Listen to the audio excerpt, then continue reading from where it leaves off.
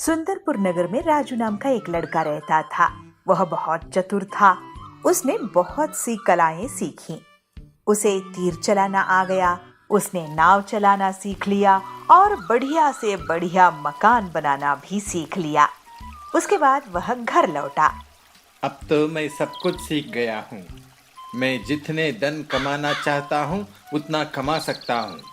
अब मुझे रोकने वाला कोई नहीं। ऐसे उसके मन में बहुत घमंड चढ़ गया था।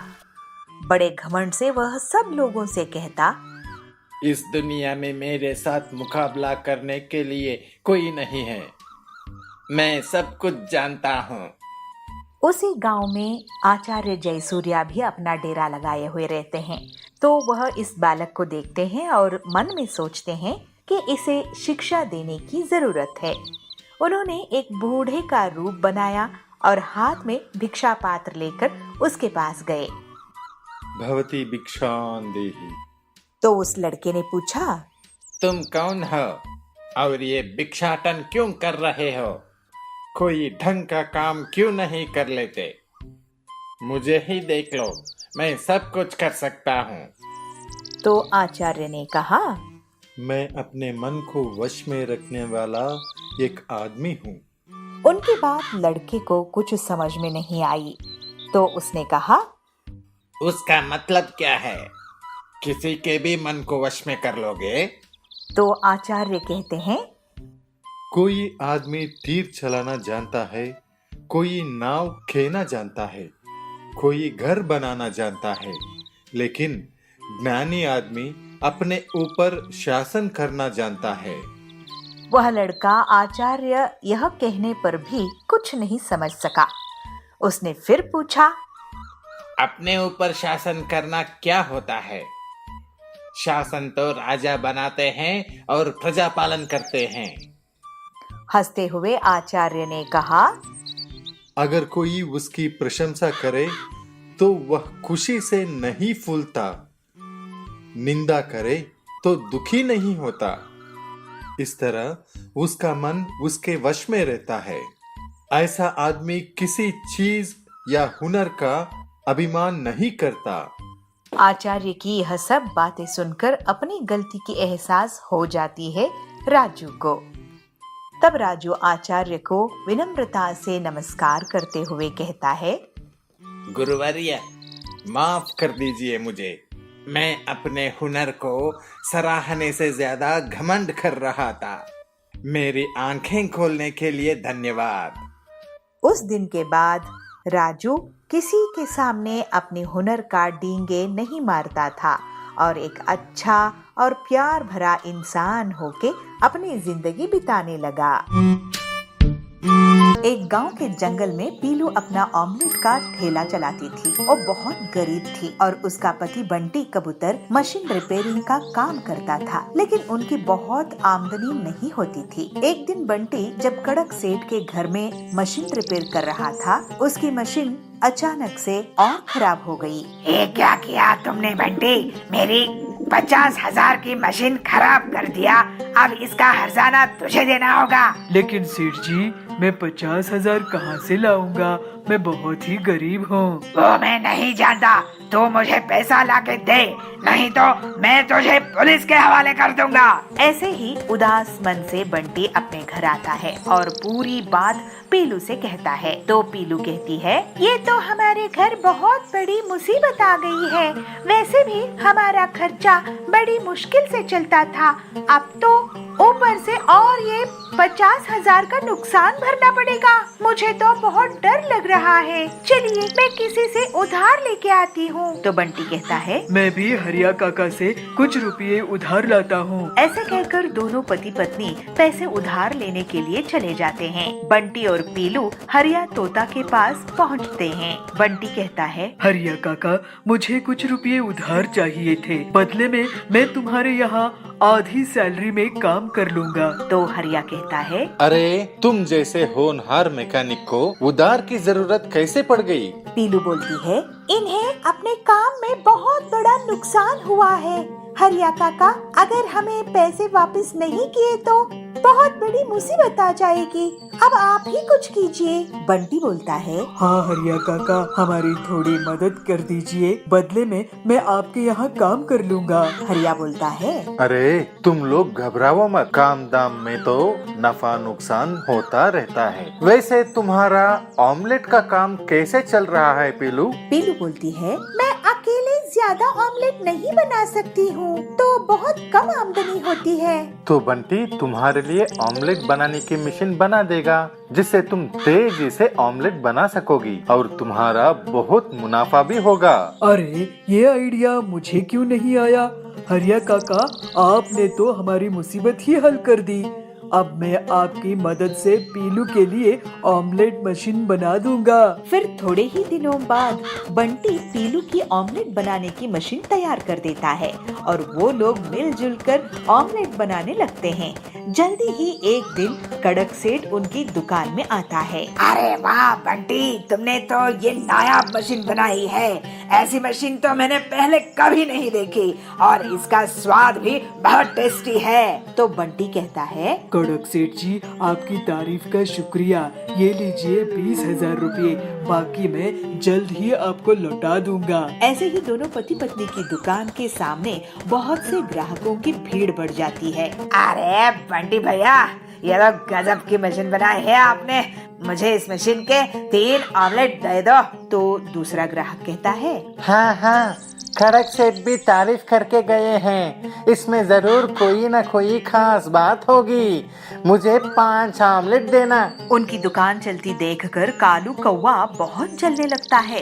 पीलू की दुकान के सामने उसकी अंडा पाव की दुकान थी। वो पीलू और बंटी की दुकान की भीड़ देखकर सोचता है, इनकी दुकान तो अब जोर शोर से चलने लगी है, मुझे इसकी काट निकालनी पड़ेगी, नहीं तो ये लोग मेरी दुकान बंद करवा देंगे।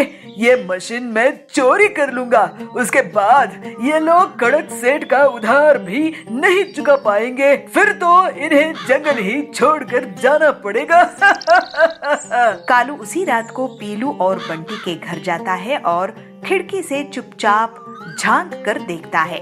बंटी और पीलू आराम से सो रहे थे। कालू अंदर आता है और मशीन उठाकर ले जाने की कोशिश करता है, लेकिन तभी उसे जोर का करंट लगता है और वो चीख उठता है। पीलू चिल्लाती है, चोर चोर चोर। दोनों पति पत्नी कालू को झाड़ू से पीटने लगते हैं। पीटो इसे।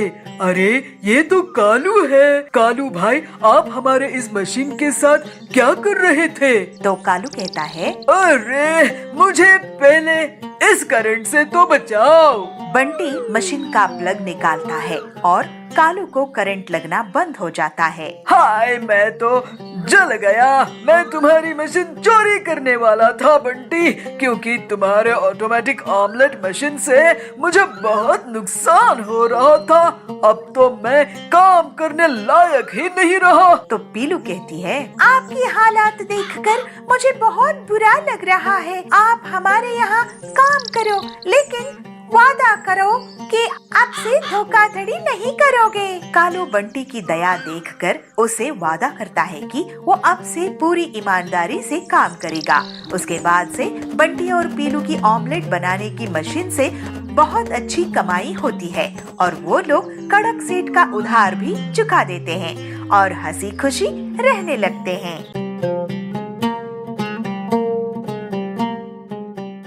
भोजपुर गांव के जंगल में पीलू चिड़िया एक साधु के पास जाती है। साधु महाराज जी, मुझे कोई तरीका बताइए जिससे मैं लोगों के मन की बात जान सकूं। लोगों की मन की बात जानना बहुत कठिन होता है बेटी, लेकिन तुम्हें मैं एक सैनिटाइजर देता हूँ। तुम इससे जिस पर भी छिड़काव होगी वो सच बोल पड़ेगा। अभी टीचर्स डे आने वाला है, मैं इससे बच्चों के मन की बात जान सकूंगी और उन्हें एक बेहतर स्टूडेंट बना दूंगी। ठीक है बेटी। अगले दिन फिर पीलू स्कूल जाती है और क्लासरूम में आती है। बंटी, तुमने होमवर्क क्यों नहीं किया है?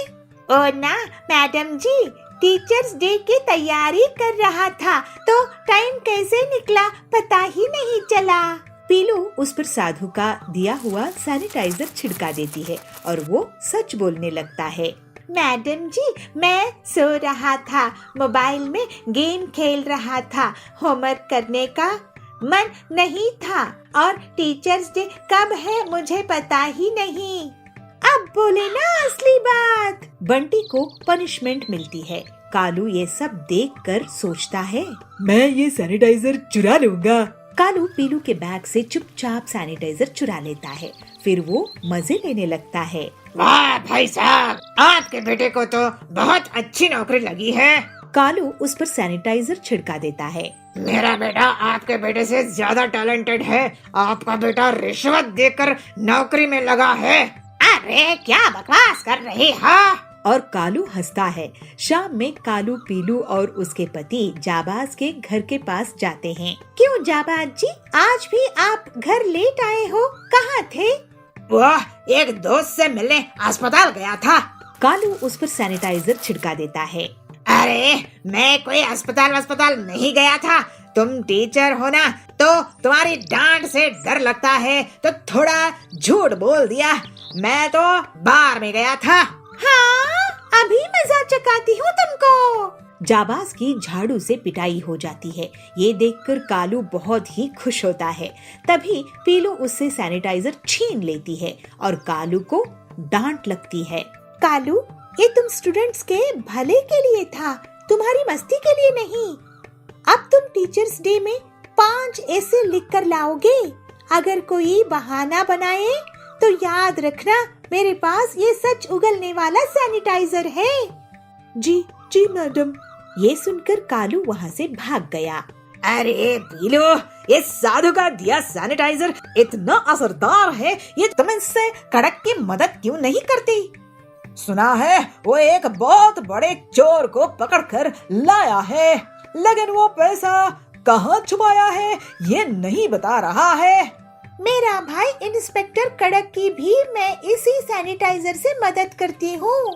फिर पीलू कड़क के पास पुलिस स्टेशन जाती है। कड़क भाई, ये सैनिटाइजर लो और इस चोर पर छिड़का दो। पीलू के कहने पर कड़क वैसा ही करता है और चोर पूरा सच उगल देता है। फिर सभी बच्चे पीलू को टीचर्स डे पर बहुत सम्मान देते हैं। कालू उस पर 5 ऐसे पूरी ईमानदारी से लिख कर लाता है और सरकार भी पीलू को टीचर्स डे के दिन चोर से पैसा निकलवाने के लिए इनाम देती है। इस तरह से पीलू एक अच्छी टीचर होकर सभी स्टूडेंट्स का जीवन सुधारने में कामयाब होती है। लेकिन कुछ पैसे आप एडवांस दे देते। इस पर कड़कनाथ गुस्सा हो जाता है। किस बात का एडवांस? तू भूल गई क्या? मैं यहाँ का मुखिया हूँ। अगर मैं अपने में आ जाऊँ तो तेरी दुकान बंद करवा दूंगा। ये क्या माँ, आप उस मुखिया से क्यों डर गई? हम अपनी मेहनत के ही पैसे उससे मांग रहे थे, ऊपर से वो हमें धमका कर चला गया। प्याज ले लो, प्याज, ताजे ताजे प्याज। एक पहाड़ी जंगल में पीलू चिड़िया अपनी माँ बबली के साथ रहा करती थी। वे दोनों माँ बेटी अपने बगीचे में फूल उगाती और उन्हें बाजार में बेचा करती थी। उससे जो भी आमदनी होती उससे वो लोग अपने घर का खर्च चलाया करती थी। एक सुबह बबली के घर कड़कनाथ आता है। बबली, ओ बबली। बबली कहती है, जी मुखिया जी, आप हमारे घर आए, बताइए क्या आदेश है? अरे बबली, आदेश नहीं है, खुशखबरी है। 2 दिनों बाद मेरी बेटी की सगाई है। तू मेरे घर फूल भिजवा देना। गुलाब और चमेली और जो भी अच्छे फूल हो वो तू मेरे घर भिजवा देना। बबली कहती है, ये तो बहुत अच्छी खुशखबरी की बात है मुखिया जी, लेकिन कुछ पैसे आप एडवांस दे देते। इस पर कड़कनाथ गुस्सा हो जाता है और बबली को धमकी देता है। एडवांस? किस बात का एडवांस? तू भूल गई क्या? मैं यहाँ का मुखिया हूँ। अगर मैं अपने में आ जाऊं तो तेरी दुकान बंद करवा दूंगा। मेरे हिसाब किताब में तेरे बहुत पैसे रुके हुए हैं। बबली कहती है, गलती हो गई मुखिया जी, मुझे माफ कर दीजिए। इस तरह से मुखिया धमकी देकर वहाँ से चला जाता है। पीलू अपनी माँ से कहती है, ये क्या माँ, आप उस मुखिया से क्यों डर गई? हम अपनी मेहनत के ही पैसे उससे मांग रहे थे, ऊपर से वो हमें धमका कर चला गया। जाने दे बेटी, तेरे पिताजी ने इससे कभी उधार लिए थे, हम उस उधार को अभी तक चुका नहीं पाए हैं। बल्कि मैं तो सोच रही हूँ इसके ऑर्डर के बाद मैं फूलों का धंधा ही बंद कर दूं। पीलू कहती है, लेकिन माँ, अगर हम फूल नहीं उगाएंगे और उसे नहीं बेचेंगे तो घर कैसे चलेगा? बबली, तो क्या करूँ बेटी, मुझे तो कोई दूसरा उपाय भी नहीं सूझ रहा है। चल इन बातों को छोड़, चल अब चलकर फूलों को तोड़ते हैं और बाजार में बेचने के लिए चलते हैं। दोनों माँ बेटी अपनी मेहनत से फूल उगाती थी और बाजार में बेचकर आती थी। इस तरह से कुछ दिन बीत जाते हैं। ऐसे ही एक दिन हरिया काका बबली की दुकान पर आते हैं और कहते हैं, बबली, तुम्हारा आजकल फूलों का व्यापार कैसा चल रहा है? लोग बाग खरीदारी कर रहे हैं कि नहीं? ये देखो, मैं फूलों की नई प्रजाति के बीज लेकर आया हूँ। इनकी खुशबू बहुत अच्छी होती है। इन बीजों को अपने बगीचे में एक बार डाल के तो देखो। ये फूल अगर तुम बेचने लगोगी तो तुम्हारी आमदनी दोगुनी हो जाएगी। एक बार इन्हें लगा कर देखो। लेकिन हाँ, ये बीज थोड़े महंगे जरूर हैं। बबली, नहीं हरिया काका, मैं ये बीज नहीं लगा पाऊंगी। अब तो मेरा फूलों के व्यापार से मन ही उड़ गया है। क्या आपके पास सब्जियों के बीज हैं? हाँ, मेरे पास सब्जियों के भी बीज हैं। ये देखो, आलू, प्याज, बैंगन, भिंडी, करेला। तुम्हें क्या चाहिए ये बताओ। पीलू कहती है, काका, आप हमें प्याज के बीज दे दीजिए, हम प्याज की खेती किया करेंगे। ये ले पीलू, ये हैं प्याज के बीज। ये नए किस्म के हैं, इसमें बहुत जल्दी प्याज उगाते हैं। फिर पीलू के कहने पर बबली प्याज के बीज खरीद लेती है। अपने बगीचे में बबली पीलू से कहती है, बेटी, तूने प्याज के बीज लेकर बहुत अच्छा करी, क्योंकि ये हर सीजन में हर कोई खाता ही है। पीलू कहती है, हाँ माँ, प्याज सेहत के लिए भी अच्छा होता है। गर्मी के मौसम में तो इसके बहुत फायदे हैं और ये गरीबों को बहुत पसंद रहता है। अब मैं पूरे फूल हटाकर प्याज के बीज बो देती हूँ। फिर पीलू प्याज के बीज बिखेर देती है और कुछ ही दिनों में उनके बगीचे में प्याज उगाता है। दोनों माँ बेटी अपनी फसल की अच्छी देखभाल करती हैं। प्याज की अच्छी खासी फसल को देखकर बबली खुश हो जाती है। पीलू, जा टोकरी ले आ, इन प्याज को तोड़कर हम अब बाजार में बेचेंगे। फिर वे लोग प्याज को बाजार में बेचने के लिए ले जाते हैं। प्याज ले लो, प्याज, ताजे ताजे प्याज। फिर पक्षी उनके यहाँ से प्याज लेने लगते हैं। थोड़े दिनों बाद एक चिड़ा उनके दुकान पर आता है। अरे बहन, तुमने तो लाजवाब प्याज दिए थे।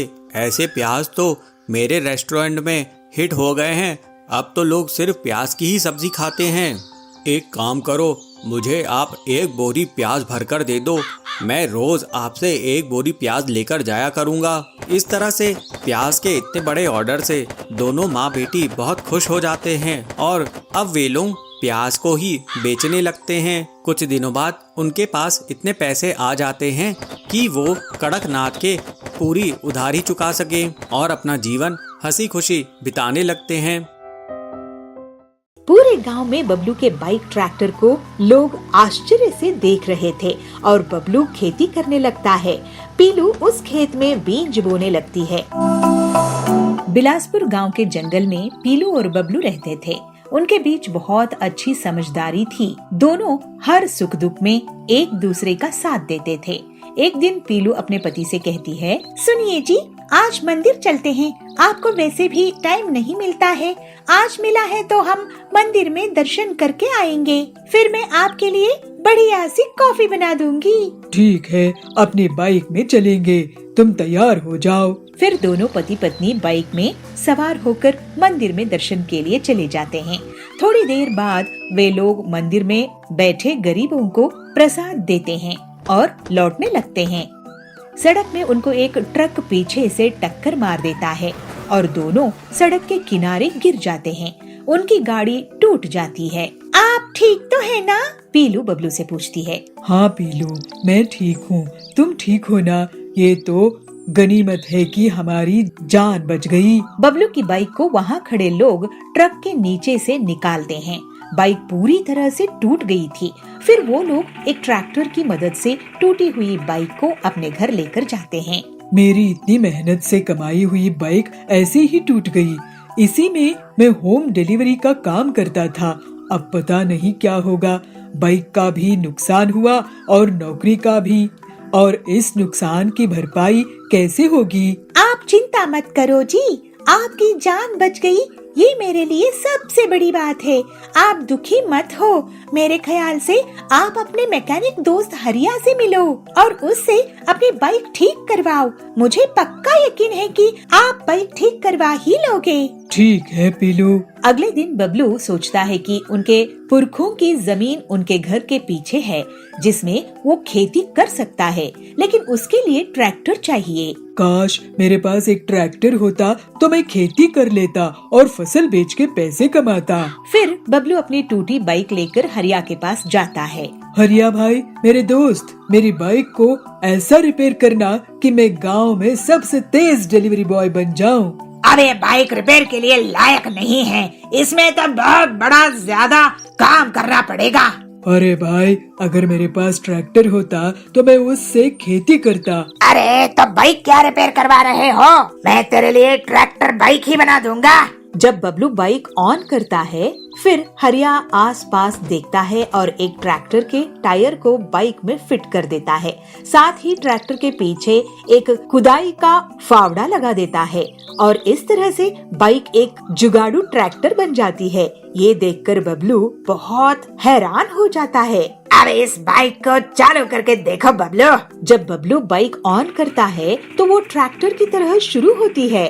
उसको चलाने पर बबलू बहुत खुश होता है। वाह हरिया, तूने तो मेरी बाइक से खेती का रास्ता खोल दिया।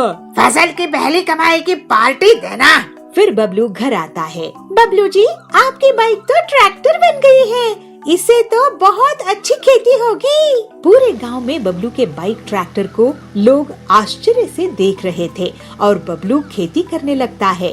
पीलू उस खेत में बीज बोने लगती है और दोनों पति पत्नी अपनी फसल का बहुत अच्छे से ख्याल रखते हैं। पीलू, ये तुम्हारा साथ देने का कारण ही हो पाया है। तुम्हारी कहने पर ही मैं बाइक ठीक करने के लिए हरिया के पास गया और ये अनोखी ट्रैक्टर बाइक तैयार हो गई। क्यों नहीं जी, आखिर आपकी पत्नी जो हूँ, हम दोनों सुख दुख में एक दूसरे का साथ नहीं देंगे तो कौन देगा। इस तरह से पीलू और बबलू हंसी खुशी रहने लगते हैं।